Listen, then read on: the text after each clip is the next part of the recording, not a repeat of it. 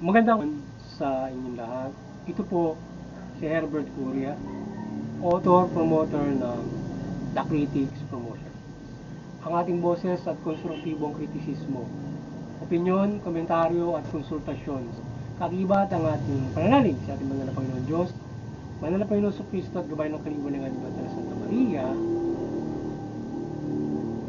ay hinggil sa issue ng focus crime rates down to 11% ngayong first 11 days ng 2024 according to our PNP. Ayon sa PNP ay bumaba ang focus crime rate sa pagpasok ng 11 araw ng 2024. Pinapupurihan ni Chief PNP Corda ang ating kapulisan kung saan ang Pilipinas ay naitala sa pangatlong safest country in the world mula sa Global Law and Order Report of Washington. So, yun. So, maganda ang, ito yung ating tinungayang topic hinggil dun sa crime rate ng ating bansa for the ngayong pahayag ng ating PNP. So, according to them, yun, 11%. For the 11 days, bumaba 11% yung crime rate sa loob ng 11 araw din na ngayong 2024. So yun ay pinasasalamatan ng ating PNP chief, yung PNP sa ibayo nitong serbisyo ng ating PNP. So sa issue naman ng pagbisita ng ICC sa bansa ay ang ating kapulisan ay susunod sa mandato ng ating batas at state lawyers. At ayon sa ating Solicitor General Ibarra ay obligado ang pamahalaan sa pakikipag-cooperate sa ICC. So yun ang kanilang susundin, yung sinasabi ni Solicitor General. So sa ibang balita naman ay ilang pulis ang sa iba't ibang kaso kagaya ng gun toting at itong involved sa missing beauty queen, etc. Ayon pa rin sa PNP, intact naman ang record ng mga airing caps. At saka may mga ilang pang mga airing caps ang kanilang na nabigwasan, hinuli o na aresto ngayong pagpasok ng bagong taon. So, ang The Critics Promotions ay maring sumusuporta sa mabuting forma ng justisya at karapatang banao. Sa issue ito ng pagbaba ng focus crime sa unang 11 araw ng 2024 ay ating sinusuportahan ng PNP sa pag-ibayo ng serbisyo nito. Na kriminalidad, maging ang mga airing caps ay hindi na nila pinaligtas sa kanilang maling gawain. So, they serve fairly against all criminals from airing caps at ito ay mahusay ginawa sa pagpapatupad ng batas upang walang abusadong pulis ang sumira sa peace and order at pagpapalaganap ng krimen. So yun. Doon sa kanilang pagbaba ng crime rate na yan, ay tama dyan yung mga airing caps ng mga talagang hindi nila pinaligtas o pinagtakpan para masupil yung masasamang pulis sa hanay nila o yung mga abusado. Yun, mahusay na ginawa ng ating PNP yan na naging fair sila kung kanilang sinusupil yung mga kabaro nila na nag-aasik ng lagim sa bansa o yung so, talaga namang hindi dapat na manatili sa serbisyo o hindi pwedeng hindi sila malapatan ng batas kung sila nagkamali. It should be fair with the people na kung yung tao kapag lumabag sa batas, pag sila lumabag sa batas, hindi pwedeng hindi rin sila madakip. It should be fair at hindi sila dapat pagtakman ng PNP. At makabubuti yun sa pagpapalaganap ng peace and order. Bakit? Dahil sa kung sila ay abusado sa hanay ng PNP, hindi mawawala yung kriminalidad. So masusubil mo yung tao pero patuloy dahil sila yung gumagawa rin ng krimen na hindi nahuhuli. So patuloy yung krimen.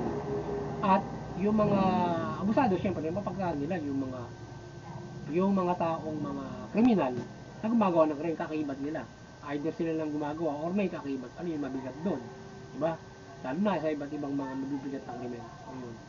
Kaya kung sila ay nasusupil, maganda yon. Pero kung ang mahalaga, kung maaari, kung meron pang kung pasaway, ay talagang dapat napatan. Pero kung pwede pang mapagbago, kung magitan ng ilang mga programa ng ating gobyerno ay gawin. Pero kung talaga dapat na talaga masupil at mabibigat yung krimen, gawin. So ang ating kapulisan ay patuloy lamang na paigtingin ang malakas na pagpapahira ng accountability at patas na operatives na supiling nasa hanay ng kapulisan na umaabuso. So ang pagpapahira ng batas sa bansa ay hindi magiging mahusay kung may abusadong pulis. Kung kaya bill for to suppress all criminals, including civil cops. So wika nga, walang whitewash at takipan. Ang mapapatawad ay patawarin o mabibigyan ng pagkakataon. At ang mga pasaway, lalo na bibigat ng krimen, syempre lapatan dapat ng parusa. Dapat pero sa tao. Kasi yung mga tao, kapag gumawa ng mabigat ng krimen, pinaparusahan. Pero yung umaabuso, sa tungkulin, lalo direct crimes, involved sila dun sa halimbawa iba't ibang mga uri ng krimen, talagang dapat sila lalo mabigat. Aside from umaabuso sila sa tungkulin sa pamamagitan ng inaabuso nila na net up sila nung lalo na mabigat din yun kahit manet up ka nung mga walang ginagawang krimen. So sumiselfie ka idinadawin mo, sineseta mo yung isang tao inosente sa isang krimen or wala namang krimen ginagawa mong kriminal. Ang mabigat pinagkakapirahan mo, makakulong sila ng mabigat dahil sa pang-abuso ng pulis or else salvage pa. So yun ang mabibigat doon. Kaya dapat sana yung mga ganong klase ng pulis, hindi dapat sila aabuso sa tungkol kasi kawawa yung mga inosente. Kahit mayroon pa nga mga halimbawa yung talaga mga guilty, dapat dalhin natin sa korte kung talagang guilty sila. O halimbawa act of crimes or sa inyo pag-iimbestiga guilty sila pero kung dapat sila ay umabot sa korte para mapatunayan kung talaga sila dapat ikulong. Kaya nga may korte tayo, may due process. So sa due process, pangunahin sila, dapat fairly, madala nila sa korte o ng patas. Sila aabusuhin ng iba't ibang mga bagay, di ba? So yun ang mabigat doon, dapat hindi rin ganun. Or else, yung police involved dun sa mga mabigat. So at syempre, aside from din, yung lahat ng mga nakagagawa ng krimen, so dapat pasupin, pamalaan, fairly, hindi walang takipan din sa mga tao na hindi dapat kung ikaw ay magpagagawa ng krimen ay mapaparusahan ka. Ngayon kung kung pwede pang mapagbigyan yung isang naging krimen niya, pwede natin mapagbigyan kagaya probation or aside from that na probation, hindi mo pang mapagbibigay na maaaring mapangaralan ng yung isa kung magaan naman yun.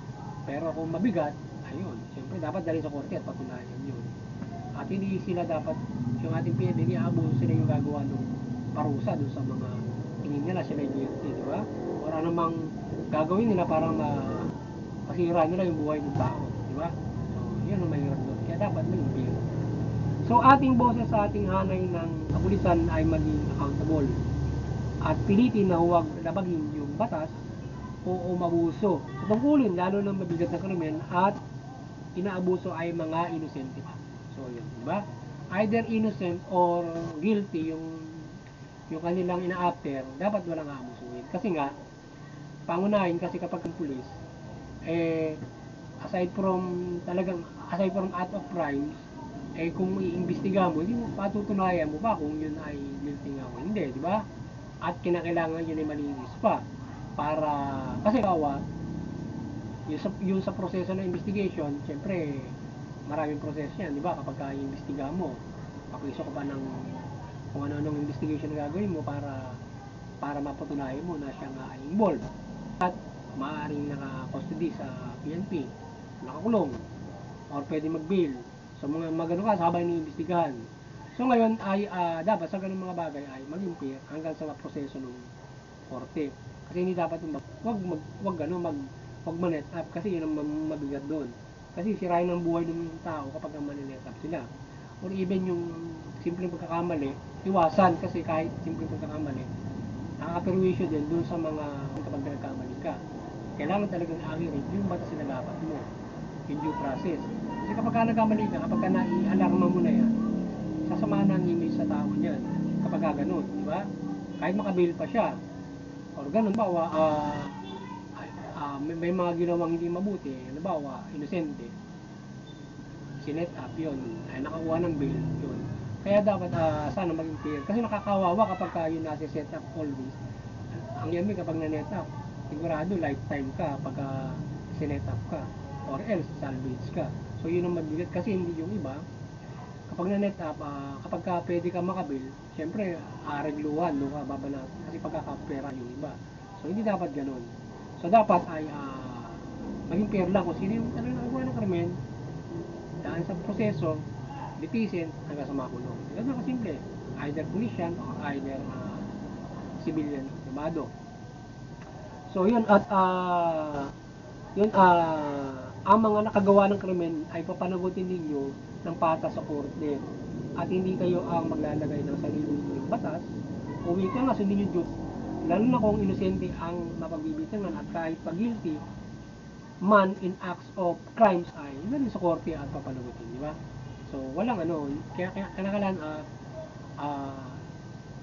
i-treat mo siya innocent until proven guilty nga, di ba? Sa yung ating sambayan ng Pilipino ay huwag labagin ang batas sa anumang krimen at pilitin na mamuhay ayon sa batas. So yun. At yung ating mga iwasan natin yung paggawa ng krimen para maiwasan yung kaguluhan at yun, kayo ay maparusahan, makulong yan.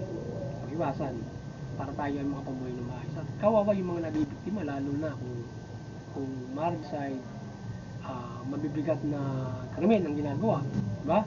So, napakasaya, yung focus crimes, halimbawa, yung ganun, mabibigat. Kaya, kung nababawasan yung kagaya ng sinabi nga nung ipahayag natin PNP, mas maganda yon, lalo na murder, homicide, kasi mabigat, buhay. So, kung nababawasan yung ganun, bumubuti yung tao. So, kaya hindi lamang mula doon sa enforcement, kundi kaakibat ang iba't ibang mga tulong para yung tao mabuhay ng mabuti, lalo na ang gabay ng simbahan. Na para yung tao, nakapamumuhay spiritual, hindi gumagawa ng masama, hindi lumalabag sa batas. Diba? Ultimong yung illegal o non to violate the law, ay hindi niya nagagawa. Diba? So, kaya dapat mahusay na gabayan at iba't ibang mga gabay para yung tao hindi nakagagawa ng krimen. Kasi kung nakagagawa ng krimen, mabigat. So, nakakaano, kagaya ng mga nangyayari ngayon, ng mga naglinising ng mga kababaihan, diba, yung nawawala, matatagpuan, patay na, binasapa, yung mga ganoon. Tapos mayroong mga napapaslang, yung scooter, mga ganoon. So, yan ay mabibigat ng mga krimen. Dapat sana, yun ay mahalaga kung nababawas yung mga crimes sa mga ganoong klase. So, kaya dapat tayo ay So muli, ang kaliwanagan ng Mother Mary ay gumbay sa ating lahat mula pamahalaan at mga Pilipino at talimayan ng mabuting balita. At ang pamahalaan ay mamahala ng mabuti at ang mga Pilipino ay sumunod sa pamahalaan. Sa gayon, makapamumuhay tayo ng mapayapa at ayon sa ating karapatan at na pamumuhay. Sa gitna ng mga taong liko-liko ang pamumuhay. So, maliwanagan na lahat at tayo ay mamuhay ng mabuti mula pamahalaan at mga Pilipino. So yan, maganda nga po sa inyo lahat. Sana nakapagsabos naman. Ang The Critics promotion ng konstruktibong kritisismo, komentaryo at konsultasyon sa linggo. Magandang hapon sa inyo lahat. At God bless.